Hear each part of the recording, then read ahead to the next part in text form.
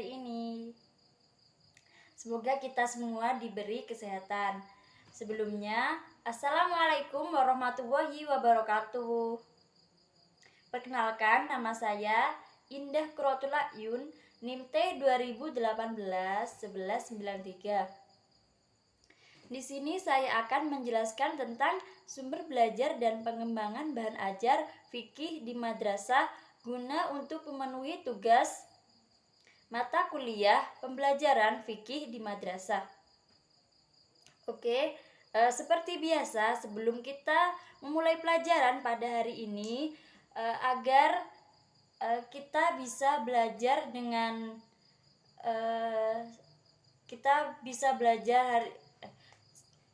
agar kita bisa belajar pada malam hari ini dengan semangat dan tercapai apa yang kita inginkan. Tujuan pembelajaran yang kita inginkan bisa tercapai. Berdoa mulai.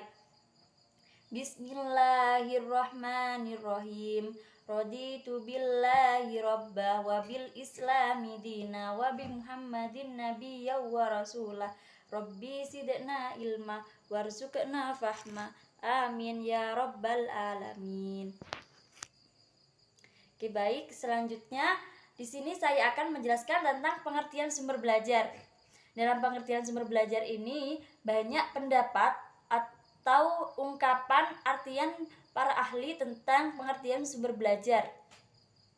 Salah satunya arti dari sumber belajar yaitu sumber belajar bisa dijelaskan sebagai salah satu sebagai segala sesuatu yang dapat mempermudah siswa dalam memperoleh sejumlah informasi, pengetahuan, pengalaman, dan keterampilan dalam proses belajar dan pembelajaran.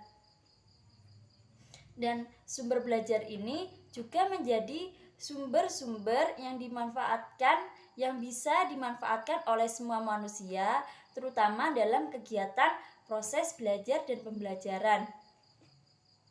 Dan tujuannya dan dengan adanya sumber belajar ini diharapkan bisa melakukan belajar di mana saja, kapan saja, sesuai dengan keinginan si pembelajar tersebut.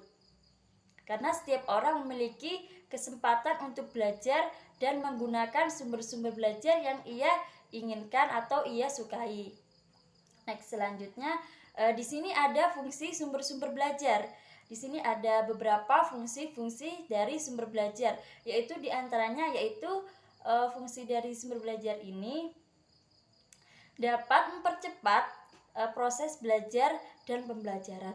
Jadi dengan adanya sumber belajar ini diharapkan dapat mempercepat proses belajar dan pembelajaran. Dan dengan adanya sumber belajar ini juga diharapkan bisa membantu pendidik atau tenaga kependidikan untuk menggunakan waktu secara efisien dan seefisien mungkin. Jadi fungsi sumber belajar ini untuk membantu pendidik juga, yaitu untuk menghemat waktu tenaga pendidikan, yaitu yang pertamanya pendidik menjadi sumber belajar satu-satunya dalam proses pembelajaran. Dengan adanya sumber belajar ini pendidik hanya menjadi fasilitator atau hanya menjadi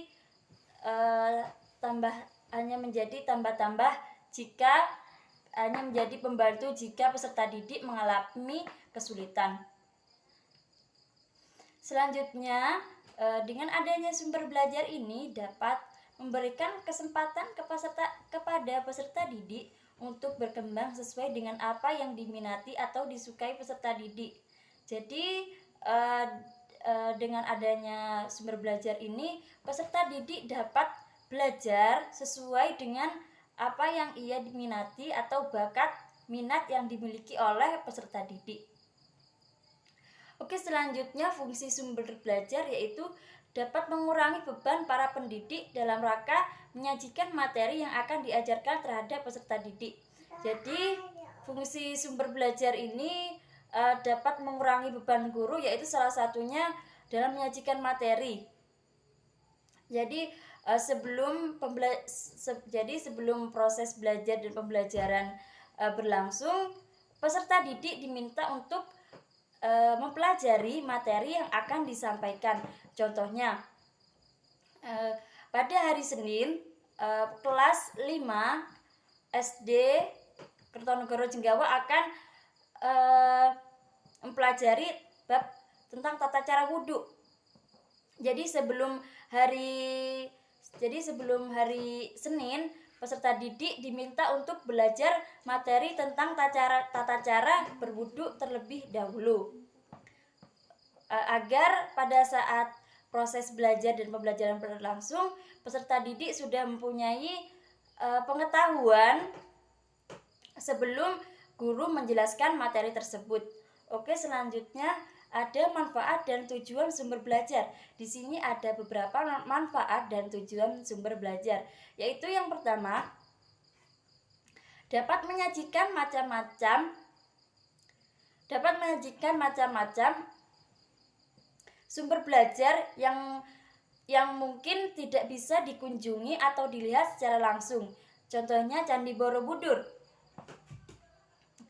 Untuk peserta didik yang tidak bisa datang langsung ke Candi Borobudur, peserta didik bisa melihat gambaran atau gambaran tentang Candi Borobudur. Kayak seperti Candi Borobudur kan seperti mestinya kan ada sih peserta didik yang ingin tahu gimana sih Candi Borobudur. Nah, dengan adanya sumber belajar ini, peserta didik bisa tahu Candi Borobudur melalui yaitu buku seperti LKS, seperti bacaan, teks atau majalah, karena di dalam teks atau majalah itu biasanya juga tercantum gambarannya juga. Seperti kalau menceritakan tentang Candi Borobudur, di situ juga ada Candi Borobudurnya juga.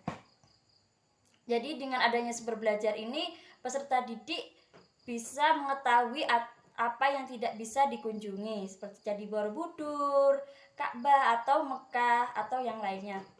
Selanjutnya yaitu dapat menambah dan perluas pengetahuan sajian yang ada di dalam kelas. Misal buku-buku, teks, foto-foto, film, majalah, dan sebagainya.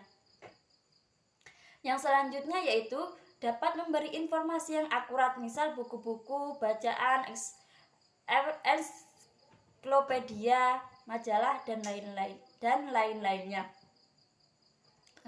Kalau di dalam buku-buku itu sudah pasti ya, dalam buku-buku yang referensinya jelas, sudah pasti itu informasinya akurat. Jadi sumber belajar seperti LKS atau buku-buku itu sudah referensinya sudah jelas dan akurat.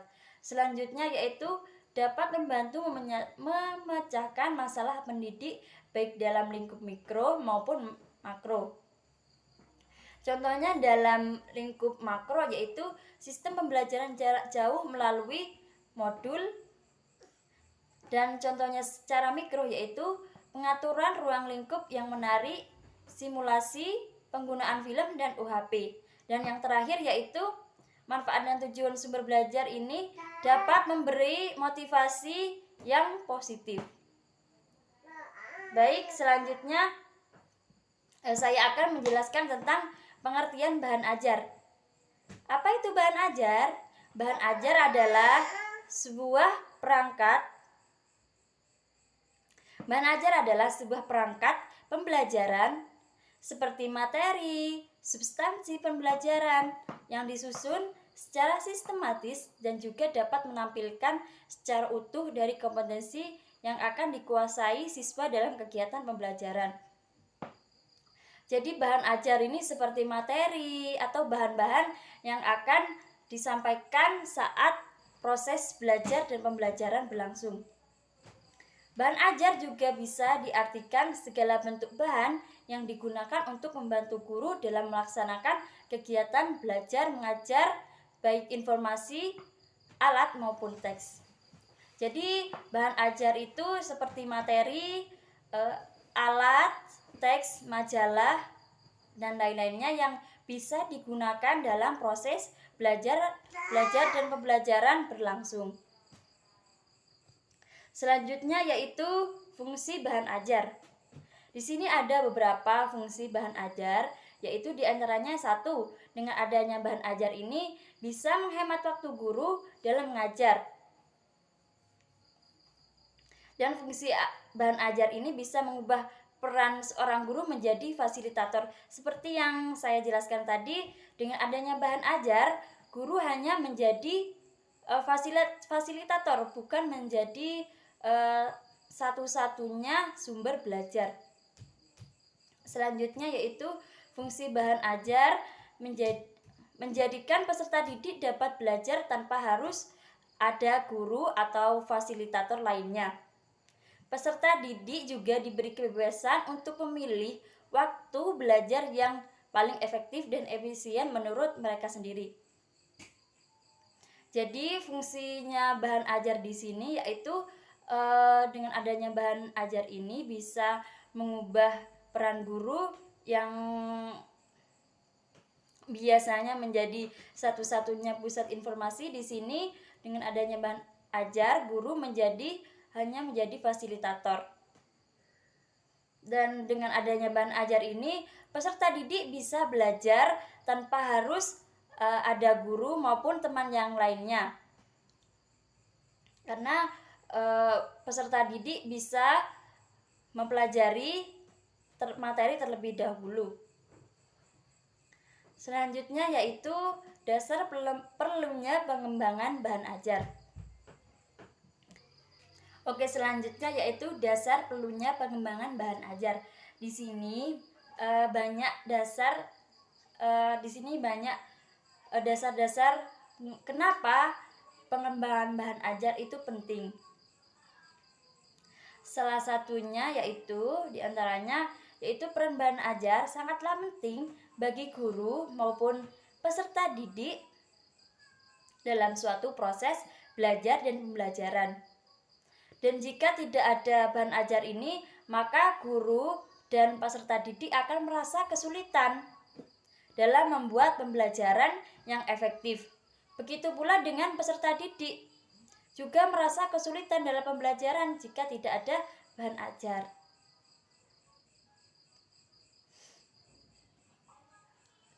Apalagi di dalam ruang lingkup kelas, kalau tidak ada bahan ajar, pendidik atau guru merasa kebingungan untuk menyampaikan materi. Dan jika tidak ada bahan ajar, jika guru menyampaikan materi terlalu cepat dan kurang jelas sehingga siswa kesulitan untuk memahami apa yang diterangkan oleh guru tersebut. Oke, baik ya, karena materi kita hari ini sudah selesai, maka Ibu akhiri ya. Sebelumnya mungkin teman-teman ada yang mau ditanyakan? Oke, baik, kalau tidak ada saya akhiri ya. Sebelumnya sebelum Ibu mengakhiri pada pembelajaran pada malam hari ini, marilah kita membaca doa selesai belajar. Oke, baik, untuk mengakhiri pertemuan pada malam hari ini, marilah kita membaca Alhamdulillah terlebih dahulu agar apa yang saya sampaikan, apa yang